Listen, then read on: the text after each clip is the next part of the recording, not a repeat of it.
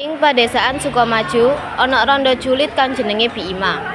Bima nduweni anak wadon jenenge Tamara sing nduweni sifat sombong lan seneng ngawaneni wong tuwa. Bima lagi resik-resik ing bale. Nanging ndelok anake gorong tangi padahal wis wayah sekolah.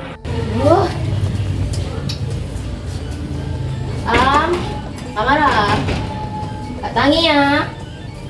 Jam piro iki? Tamara kon gak tangi, gak budal sekolah tak suambeli kon ya. Tangi. Aduh, Bu. Iya ta, sik iki lho pati adus. Sawise adus, Tamara lagi cepak-cepak arep budal sekolah. Suwen kon iku ana budal. Duh, Bu, sik ta lah. Cerewet ta iki lho aku sik nyakno iki lho. Lah kandhane wong tuwa lah kayak ngono. Lama. Sembo, Bu. Dalam. Sawise ayel-ayelan ambek anake perkara budal sekolah, Bima budal tumbas sayur. Gawe update berita terbaru lan pamer amarga Bima ora gelem kalah karo ibu-ibu liyane. Iki pirahan, Bu? 5.000 setunggal, Bu. Iki tok ta. Nggih, diboyong ibu-ibu. Halo ibu-ibu. Wih, pada tumbas apa iki?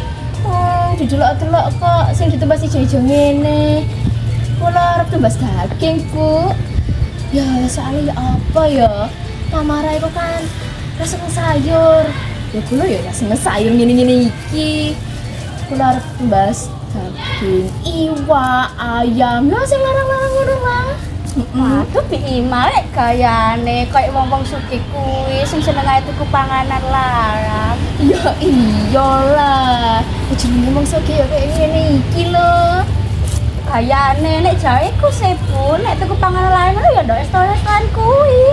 Apa tuku ndok kene gak isin sampe gelange sampean. Ibu iki apa sih? Mau tumbas kok kayak ngono malahan. Wes lah sida aku banjir nang kene. Sedih aku. Bima langsung ngalih ambek ngomel-ngomel mergo omongane Mbak Atun. Wong iku senengane kakek ngomong. Sampun ngono iki gak usah dibales. Iku ana ganjaran iki. Nggih, Bu. Dan kena ganjaran amarga tumindake sing elek iku. Apa meneh nang wong miskin koyo awak dhewe ngene. Ing dalan mule, Bima tasik tetep ngomel-ngomel, ra sengaja dheweke ketemu kali Mbah Ana. Waduh. Teng pundi Mbah Ana? Ala Ima to niki badhe napa mawon. Apa mah? Mbah, ini sampean tuku nang omah wae. Angkol misale ceblok nang dalan, repoti wong-wong. Awake sampean iki lho wis gak kuat Mbah, wis gak suwe. Astagfirullah Ima. Ora koyo ngono. Hati-hati ana ganjaran Ganjaran iku tak hayul tok. Bima mari ngomong niku wau langsung ngalih langsung mlengos ngono wae. Sementara ing sekolah Tamara lagi teko ing sekolah kali gopo-gopo arep mlebu kelas amarga telat. Aduh jambret.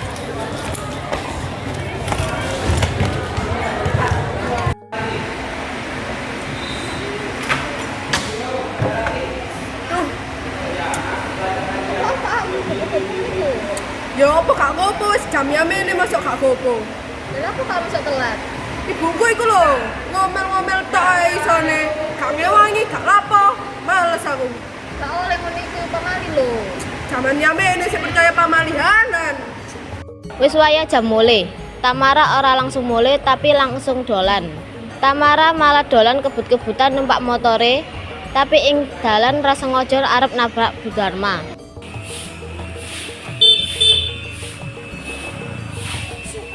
Astagfirullah, ya apa sih, Nduk? Apa sih sampe niku? Gak ndelok oleh mlaku. Miskin, gak tau diri. Minggir. Tamara tetep kebut-kebutan ing dalan amargane ra sengaja Tamara nabrak mobil ing lawan arah. Tamara tewas ing panggonan. Wong-wong padha penasaran karo kecelakaan iku. Bu Dharma sing ora ado saka panggonan kejadian langsung penasaran kali kerumunan wong iku. Bu Dharma ndelok kecelakaan iku. Tibake sing kecelakaan iku Tamara. Lho, apa iki? Lho,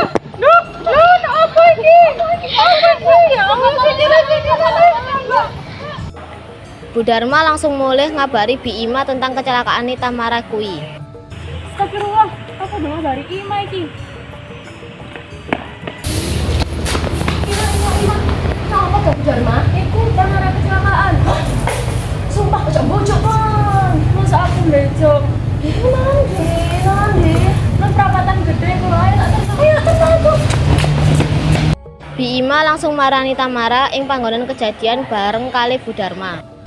Sawise ngeterno Bi Ima, Bu Dharma langsung mulih.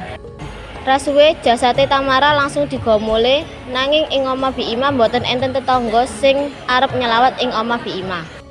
Bi Ima ngerasa sedih lan kecewa kali tumindakake dhewe marang wong-wong amarga kejadian sing nimpa dheweke. Astagfirullah ya Allah.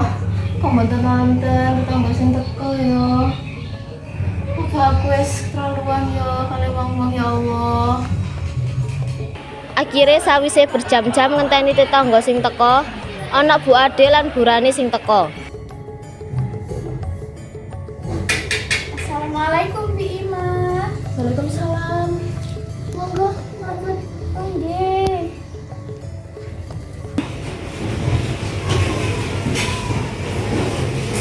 Ibu duka cita nggih Bi Ima. Semoga amal ibadah Tamara saged diterima kali Allah. Iya Bi Ima, semoga Tamara tenang kono yo. Akeh-akeh dengan tangga Tamara. Ya mesti kurang. Matur suwun yo, Bu Ade. Kan wis gelem ngambangi aku. Ya mesti ini to Bi Ima, kula kan nggih sedulure sampean, nggih kudu tolong pinolong. Nggih Bi Ima, sesame santu kudu saya tulung-tulung. Nggih, matur nuwun yo, Bu Ade. Ani. Terus ayo Bi Ima, tak ewangi nyeluk tangga liyane kanggo ewangi pemakaman Tamara. Iya.